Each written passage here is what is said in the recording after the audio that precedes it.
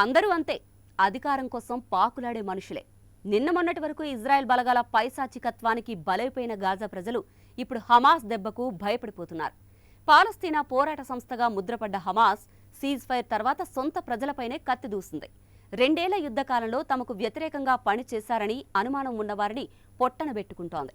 రోడ్డుపై వారందరినీ కూర్చోబెట్టి అడ్డంగా నరుకుతోంది. గాజా వీధులను జల్లెడ పడుతోంది. దేశద్రోహం ముసుగులో అమాయకుల ప్రాణాలను తీసేస్తోంది. అందుకే గాజా మరోసారి రక్తసిక్తమైంది. హమాస్కు వ్యతిరేకంగా ఉన్నారన్న ఆరోపణలతో 8 మందిని అన్యాయంగా చంపేశారు. నిజానికి ఒకప్పుడు గాజా ప్రజలు ఒక రక్షక శక్తి కోసం ఎదురుచూశారు. ఆ క్షణంలో ఒక ఉద్యమం పుట్టింది. దాని పేరే హమాస్. అది మొదట ప్రజల హక్కుల కోసం, స్వేచ్ఛ కోసం నిలబడింది. నాటి ఉద్యమం ఆరంభంలో ఆశ ఉంది, ధైర్యమూ ఉంది. అందులో పాలస్తీనా స్వాతంత్ర కల ఉంది. కానీ కాలం గడిచింది. ఆ కల క్రమంగా ఆగ్రహంగా మారింది. రక్షకుడిగా పుట్టిన శక్తి ఇప్పుడు నియంత్రణ కోసం పోరాడుతోంది. ఒకప్పుడు ప్రజల భరోసా అని చెప్పుకున్న పేరు ఇప్పుడు ప్రజల్లోనే భయాన్ని రేపుతోంది. వాస్తవానికి చరిత్ర చూస్తే ప్రతి విప్లవం ఇలాగే ప్రజలకు దూరం అయిపోయింది. అధికారం కోసం బరి తెగించింది. ఇప్పుడు గాజా ప్రజల అనుమానం కూడా అదే. ఇప్పుడు ప్రజల గొంతులో ఒకే ప్రశ్న వినిపిస్తోంది. ఈ పోరాటం ఎవరి కోసం? ప్రజల కోసమా లేదా అధికారం కోసమా? గాజాలో నిన్నటి వరకు రక్షణ కోసం చూసిన నాయకులే ఇప్పుడు ప్రజల మనసుల్లో గోడలుగా నిలుస్తున్నారు. నమ్మకం అనేది మళ్లీ నిర్మించడానికి చాలా కష్టం. ప్రజలు కోరుకున్నది భద్రత, జీవితం, రొట్టె, నీరు మాత్రమే. కానీ వారికి అనుమానం, భయం, అనిశ్చితి దక్కింది.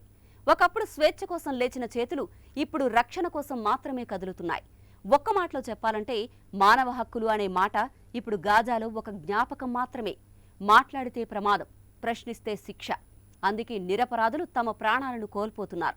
ఎవరు రక్షిస్తారో, ఎవరు నాశనం చేస్తారో అక్కడి ప్రజలకు అర్థమై కావడం లేదు. ఆకాశం నుంచి బాంబులు రాకపోయినా భయం మాత్రం నేల మీదే ఉంది.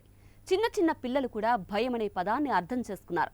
వారికి ఆటలు ఆడరు, ఆహారం అడగరు, కేవలం ప్రశాంత నిద్రే కోరుకుంటారు. అదే ఇప్పుడు మానవ హక్కుల నిర్వచనం. బతకడం అంటే భయంతో అయినా ఊపిరి తీసుకోవడమనే ఆలోచన అక్కడి ప్రజల్లో కనిపిస్తోంది. ప్రతి కుటుంబం ఒక కథ, ప్రతి ఇల్లు ఒక శ్మశానం. తల్లులు పిల్లల పేర్లు పిలుస్తూ కళ్ళలో కన్నీరు పెట్టుకుంటున్నారు. తండ్రులు మౌనంగా రోడ్లపై చూస్తూ ఏదో వెతుకుతున్నారు. గాజాలో ఇప్పుడు భూమి కూడా బాధతో నిండిపోయింది. మానవతా విలువలు కూలిపోతున్నాయి. ప్రతి మనిషి మనుగడ కోసం చిన్న చిన్న ఆశలతో బ్రతుకుతున్నాడు. ప్రజలు ఒకరికొకరు సాయం చేయాలనే ప్రయత్నం చేస్తున్నారు. కానీ పరిస్థితులు కూడా వారిని అడ్డుకుంటున్నాయి. అయినా గాజా ప్రజలు లొంగిపోలేదు. వారు ఇంకా ఒకదానికోసం ఎదురు చూస్తున్నారు. అదే నిజమైన శాంతి కోసం కళ్ళు కాయలు కాచేలా వేచి చూస్తున్నారు. గాజాలో ఉదయం సూర్యుడు ఉదయిస్తాడు, కానీ కొత్త ఆశను తెచ్చుకోడు. అయినా ప్రజలు ప్రతి ఉదయం ప్రార్థిస్తారు, ఈ రోజైనా మారుతుందేమో అనే ఆశ వారిది. ఇక శాంతి అంటే ఇప్పుడు బాంబులు ఆగడం కాదు, నమ్మకం తిరిగి రావడం. ప్రజలు ఇక రాజకీయ నాయకులను కాదు, మానవతనే కోరుకుంటున్నారు. గాజా మట్టిలో ఇంకా జీవం ఉంది, కష్టాల్లో కూడా ప్రేమ ఉంది. ఒకరోజు ఈ నేల మీద బతుకుతున్న పిల్లలు మళ్లీ నవ్వుతారేమో అనే నమ్మకం కూడా ఉంది. ఎందుకంటే గాజా ఒక గాయమే అయినా అదే సమయంలో అది ఒక గుండె కూడా. అందుకే అది ఇంకా కొట్టుకుంటూనే ఉంది, ఇంకా ఆశిస్తోంది, ఇంకా బతుకుతోంది. మరి హమాస్ నాయకులు వీరి బాధను ఎప్పుడు అర్థం చేసుకుంటారో ఆ దేవుడికే తెలియాలి.